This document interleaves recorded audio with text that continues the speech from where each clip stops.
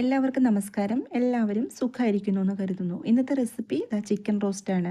ഇതുപോലൊരു chicken roast ഇതുവരെയും തയ്യാറാക്കി നോക്കാത്തവരൊക്കെ ഉണ്ടെങ്കിൽ എന്തായാലും ഒന്ന് ട്രൈ ചെയ്ത് നോക്കൂ കേട്ടോ. ചോറിൻ്റെ കൂടെയും അതുപോലെ തന്നെ ചപ്പാത്തി, ഫ്രൈഡ് റൈസ് എന്തിൻ്റെ കൂടെ വേണമെങ്കിലും നമുക്ക് കഴിക്കാം.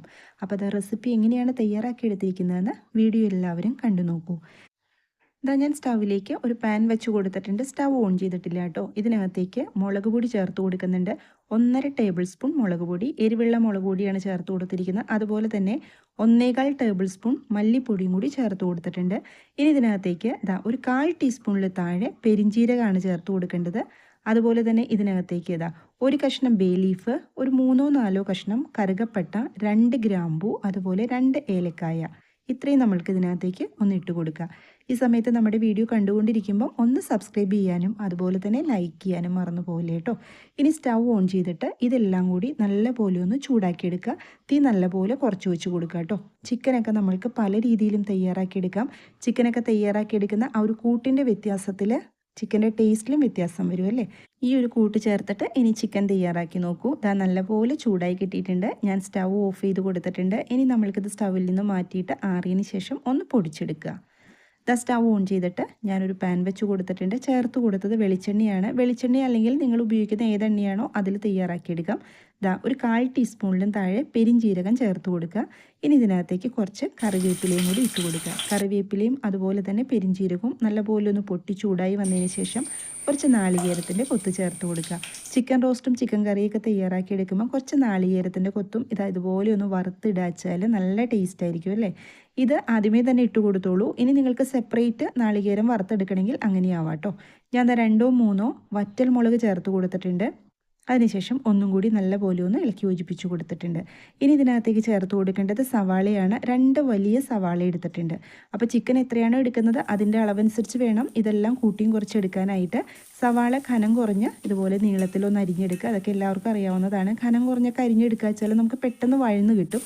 എന്നിട്ട് നല്ലപോലെ ഒന്ന് ഇളക്കി യോജിപ്പിച്ച് കൊടുക്കുക. ഇനി ഇതിനകത്തേക്ക് ഒരു 10-20 ചെറിയുള്ളി ഇനി ഇതിൽ കൂടുതൽ എടുക്കണമെങ്കിൽ ആവാട്ടോ. അതിന് പ്രത്യേകിച്ച് അളവൊന്നുമില്ല. ഇനി നിങ്ങൾക്ക് സവാളയുടെ അളവ് കുറച്ചിട്ട് ചെറിയുള്ളിയിൽ തന്നെ ഇത് തയ്യാറാക്കിയെടുക്കാം. കുറച്ചും കൂടിയൊക്കെ ടേസ്റ്റ് കൂടും.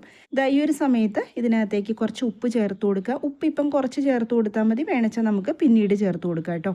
എന്നിട്ട് ഒന്നും കൂടി ഒന്ന് വഴറ്റി യോജിപ്പിച്ച് കൊടുക്കുക.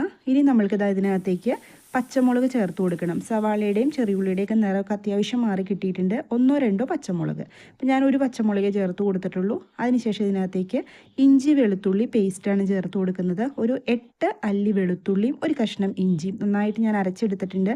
നിങ്ങൾക്കിനി ഇതിനകത്തേക്ക് ചതച്ച് ചേർക്കണം വെച്ചാൽ അങ്ങനെയാവാം കേട്ടോ. എന്നിട്ട് ഒന്നും കൂടി ഒന്ന് ഫ്രൈ ആക്കി എടുക്കുക. സവാളയും ചെറിയുള്ളിയും നല്ലപോലെ വഴണ്ടി കിട്ടണം ഈ ഒരു ചിക്കൻ റോസ്റ്റിലേക്ക് കേട്ടോ. ഇനി നമ്മൾക്ക് ഇതിനകത്തേക്ക് പൊടിച്ചു വെച്ചിരിക്കുന്ന പൊടി ഉണ്ടല്ലോ അത് ഇതിനകത്തേക്ക് ചേർത്ത് കൊടുക്കുക. തീ സമയത്ത് നല്ലപോലെ കുറച്ച് വെച്ച് കൊടുക്കണം. എന്നിട്ട് വേണം നല്ലപോലെ ഇളക്കി യോജിപ്പിച്ച് കൊടുക്കാനായിട്ട്. സവാളയും ചെറിയുള്ളിയും നല്ലപോലെ മൊരിഞ്ഞ് കിട്ടണം. അതുപോലെ തന്നെ നമ്മുടെ പൊടികൾ നല്ലപോലെ ഒന്നും കൂടി ഒന്ന് ഫ്രൈ ആയി കിട്ടണം. എങ്കിലാണ് കേട്ടോ അതിൻ്റെ കറക്റ്റ് ടേസ്റ്റ് കിട്ടുള്ളൂ. ഇനി നമ്മൾക്ക് ഇതിനകത്തേക്ക് കുറച്ച് മഞ്ഞൾപ്പൊടി ചേർത്ത് കൊടുക്കുക. മഞ്ഞൾപ്പൊടി നമ്മൾ നേരത്തെ ചേർത്തിട്ടുണ്ടായില്ല. എന്നിട്ട് ഒന്നും കൂടി ഒന്ന് ഇളക്കി യോജിപ്പിച്ച് കൊടുക്കുക. ഇതിപ്പോൾ നല്ല പോലെ ഫ്രൈ ആയിട്ട് കിട്ടിയിട്ടുണ്ട്. ഈ ഒരു സമയത്ത് ചിക്കൻ ചേർത്ത് കൊടുക്കും. ഇതിപ്പോൾ ഒരു 3/4 കിലോയുടെ അടുത്ത് വരും കേട്ടോ ചിക്കൻ എടുത്തിരിക്കുന്നത്. അപ്പോൾ വലിയ കഷ്ണങ്ങളാക്കിയിട്ടാണ് കട്ട് ചെയ്തിരിക്കുന്നത്. നിങ്ങൾക്കിനി ചെറിയ കഷ്ണങ്ങളാക്കിയിട്ടൊക്കെ കട്ട് ചെയ്യണമെങ്കിൽ അങ്ങനെയാവാം. അതും കൂടി ചേർത്ത് കൊടുത്തിട്ട് നല്ലപോലെ ഇളക്കി യോജിപ്പിച്ച് കൊടുക്കുക. നമ്മൾ ചിക്കനിലേക്ക് മുളക് പൊടിയോ മഞ്ഞൾപ്പൊടിയോ ഒന്നും തിരുമ്മി പിടിപ്പിച്ച് വെച്ചിട്ടില്ല. അതുകൊണ്ട് തന്നെ കുറച്ച് സമയം എടുത്തിട്ട് ഇതുപോലെ ഒന്ന് ഇളക്കി കൊടുക്കുക കേട്ടോ. ആ പൊടികളൊക്കെ നല്ലപോലെ ചിക്കനിലേക്ക് ഒന്ന് പിടിക്കണം. തീ കുറച്ചിട്ടിട്ട് വേണം ചെയ്തെടുക്കാനായിട്ട്. ഇപ്പോൾ നല്ലപോലെ ചിക്കനിലേക്ക് പൊടികളൊക്കെ പിടിച്ചിട്ടുണ്ട്. ഇനി നമ്മൾക്ക് ഇതിനകത്തേക്ക് കുരുമുളക് പൊടി ചേർത്ത് കൊടുക്കുക.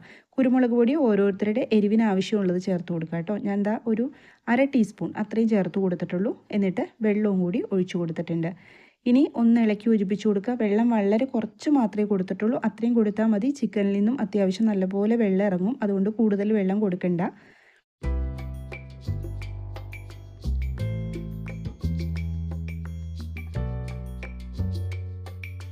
ഇനി ഇതിൻ്റെ മുകളിലേക്ക് ഞാൻ കുറച്ച് കറിവേപ്പിലയും കൂടി ചേർത്ത് കൊടുക്കുന്നുണ്ട്.